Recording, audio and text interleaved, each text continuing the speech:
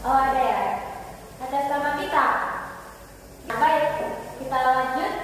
Jadi materi kita pada saat ini yaitu menjalin persahabatan yang positif. Nah, ada pun tujuan kita pada saat ini. Yang pertama yaitu peserta didik dapat menjelaskan arti persahabatan yang positif. Kemudian yang kedua, peserta didik dapat memiliki contoh-contoh perilaku persahabatan yang positif. Kemudian yang ketiga, peserta didik dapat memilih perilaku persahabatan yang positif. Dan yang keempat, peserta didik dapat merancang langkah-langkah menjalin persahabatan yang positif. Selanjutnya, di sini Ibu memiliki beberapa pernyataan. Ibu akan membacakan dan anak-anak sekalian akan menjawab yes jika pernyataan ini benar dan tidak no jika pernyataan ini tidak sesuai dengan kalian. Oke, yang pertama, teman yang baik selalu ada saat kita butuh bantuan. Yes or no? Oke, yes ya. Kemudian yang kedua, persahabatan yang sehat membuat kita menjadi pribadi yang lebih baik. Yes or no? Oke. Kemudian yang ketiga, lebih baik punya sedikit teman tapi berkualitas daripada banyak teman tapi tidak peduli. Oke, jadi semuanya memilih yes ya. Kemudian yang keempat, sahabat yang baik akan tetap bersama kita walaupun kita sedang tidak populer. Yes or no? Oh, ada yang memilih no di belakang. Kemudian yang kelima, sahabat sejati adalah orang yang berani menegur saat kita salah. Wah, semuanya memilih yes ya. Baik. Nah, Ibu mau bertanya, apa manfaat persahabatan yang selama ini kalian telah jalani bersama dengan sahabat kalian? Ya, kita bisa diceritakan apa manfaat persahabatan yang telah dijalani selama ini? Oh ya, benar sekali ya. Nah, jadi sebagai makhluk sosial, tidak ada manusia yang bisa benar-benar hidup sendirian. Selain keluarga, kehadiran sahabat bisa menjadi hal yang membahagiakan, mengusir sepi, bahkan menjaga kesehatan mental kita. Akan tetapi, untuk bisa mendapatkan manfaat tersebut, kita perlu menjalin persahabatan yang positif. Jadi kalau jika kalian ingin mendapatkan manfaat dari persahabatan kalian, persahabatan tersebut kalian harus bawa ke dalam hal-hal yang positif. Nah, di sini Ibu akan menayangkan sebuah video tentang arti persahabatan yang positif. Jadi kalian harus simak baik-baik apa yang ada dalam video tersebut. Simak baik-baik ya.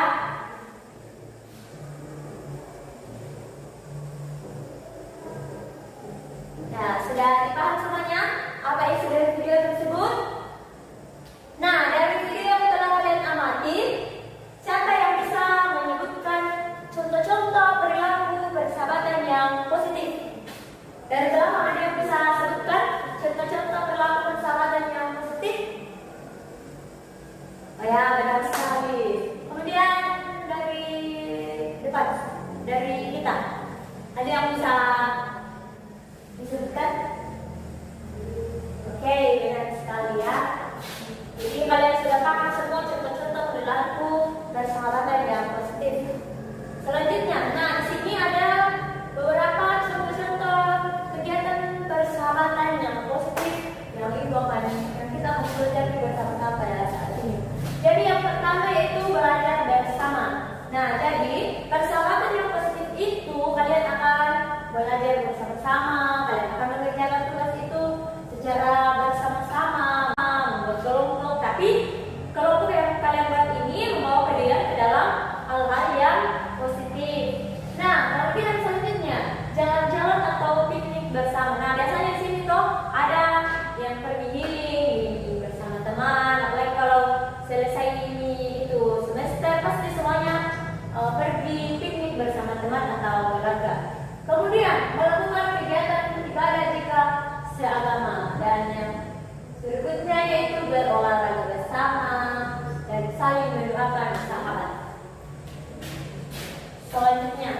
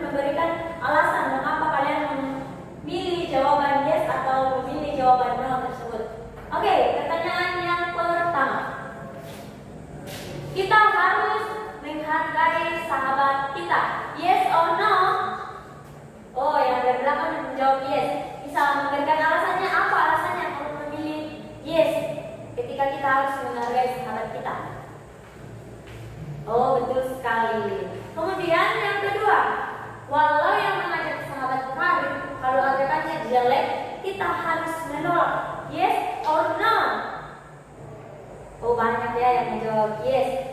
Bisa kira-kira siapa yang bisa memberikan alasan mengapa kita memilih yes pada pertanyaan yang kedua ini? Dari depan mungkin bisa memberikan alasannya kenapa memilih jawaban yes. Betul sekali. Kemudian pertanyaan selanjutnya, kita harus tetap mendampingi sahabat kita walau dia sedang kesusahan, yes or no? Wah, yes. Selanjutnya, kalau sahabat kita melakukan hal yang buruk, kita harus berani mengingatkan, yes or no? Dan sampai di sini yang biasa mengingatkan temannya kalau temannya melakukan hal-hal yang tidak baik. Berani menegur temannya yang melakukan hal-hal yang tidak baik. Siapa? Wah, pasti di sini Gabriel seringkali mengingatkan temannya ya, karena Gabriel yang memilih yes, suaranya yang paling keras. Selanjutnya, kalau sahabat kita menjauh tiba-tiba tanpa penjelasan, kita tetap tidak boleh berprasangka buruk. Yes or no? Wah, ada yang yes, ada yang no ya, karena biasa ada yang berprasangka buruk sama temannya ya, tidak mempercayai sahabatnya. Kemudian yang terakhir, jika sahabat kita mendapat kesuksesan, kita harus ikut senang dan memberikan ucapan selamat ya. Yes or no? Oke, semuanya menjadi yes ya. Nah, selanjutnya cara menjalin persahabatan yang positif. Jadi, cara menjalin persahabatan yang positif merupakan upaya yang terstruktur untuk menyeimbangkan tuntutan belajar dan kerja, melibatkan kemampuan manajemen diri, serta memprioritaskan tugas dan pengendalian distraksi atau gangguan. Nah, ini itu bertujuan untuk menciptakan produktivitas tanpa mengorbankan kesehatan mental atau fisik. Jadi, cara menjalin persahabatan yang positif itu terstruktur untuk menyeimbangkan tuntutan belajar dan kerja yang melibatkan kemampuan manajemen diri, prioritas tugas, dan pengendalian distraksi atau gangguan. Selanjutnya, di sini ada beberapa cara untuk menjalin persahabatan yang positif. Yang pertama, beri dukungan, kepercayaan, dan kejujuran. Nah, setiap orang membutuhkan dukungan atau support system, dan persahabatan yang positif adalah salah satunya. Jadi, orang yang membutuhkan dukungan itu bukan hanya dari keluarga, bukan hanya dari lingkungan, tapi bisa dari persahabatan yang positif. Saat kita menganggap diri kita sebagai sahabat seseorang, kita secara implisit menawarkan untuk menjadi bagian dari support system yang terbaik. Jadi di sini kita harus mengusahakan untuk selalu ada dan memberinya dukungan saat ia membutuhkannya.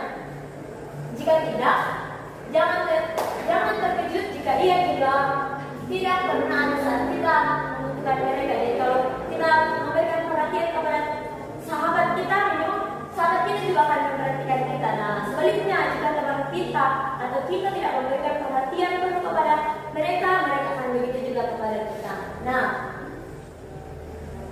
jika kita ada untuknya, ia akan ada untuk kita. Selain itu, penting juga untuk mempercayainya dan selalu jujur kepadanya.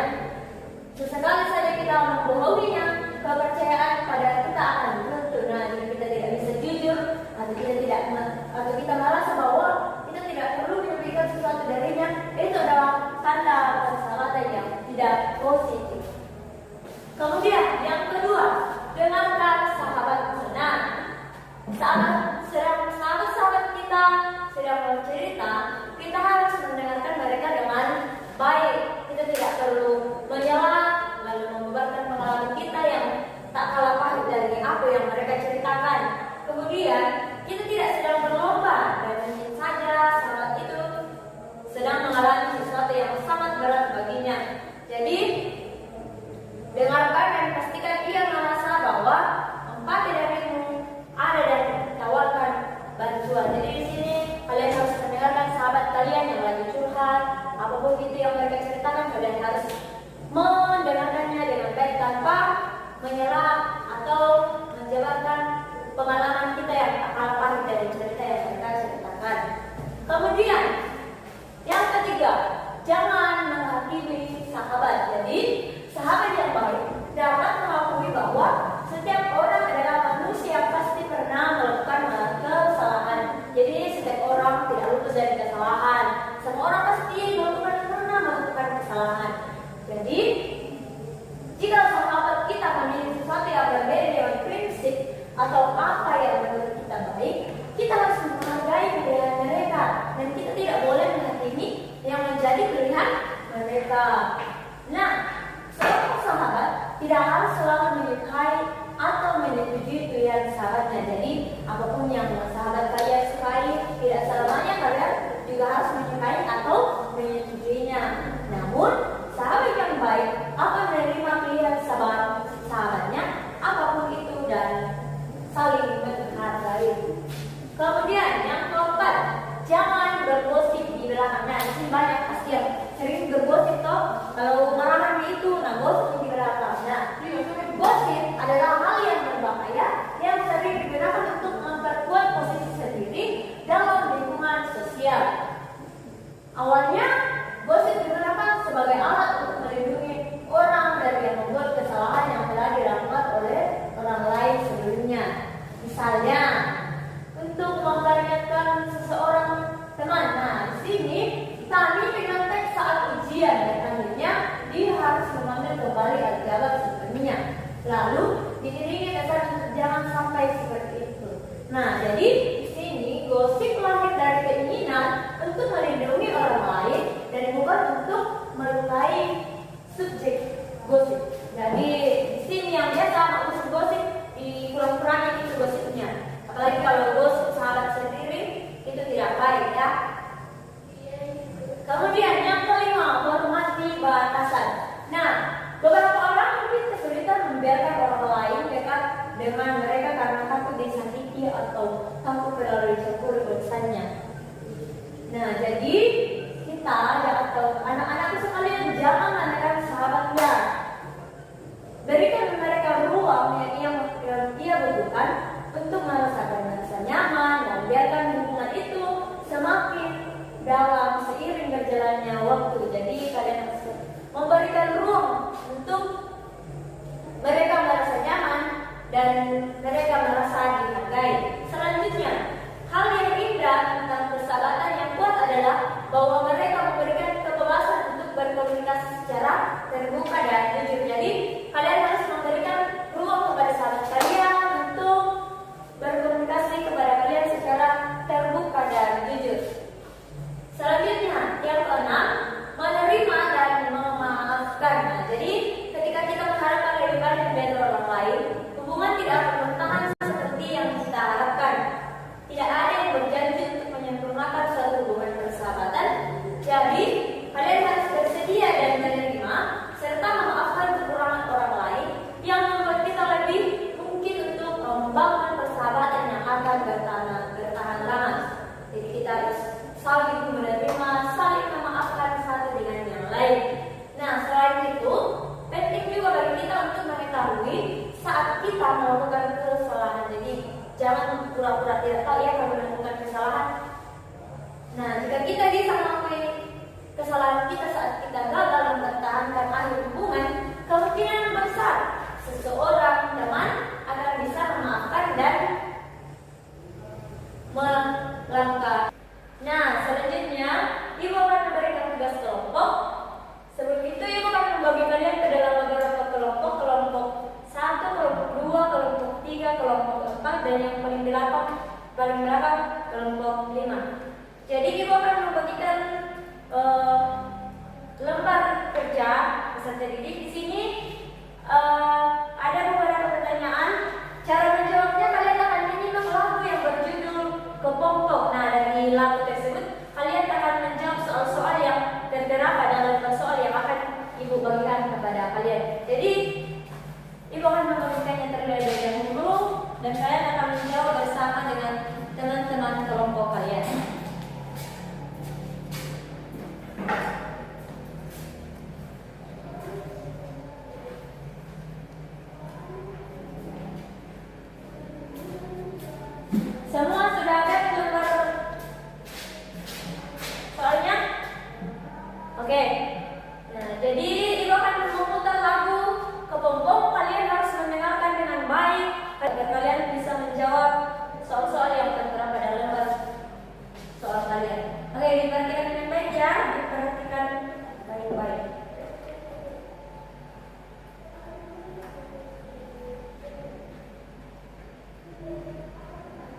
Sudah selesai semuanya?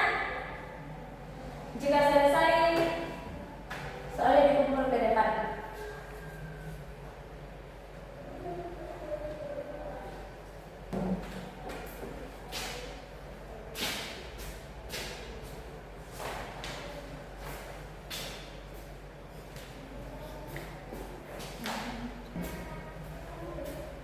Oke, terima kasih ya yang sudah menjawab soal-soalnya.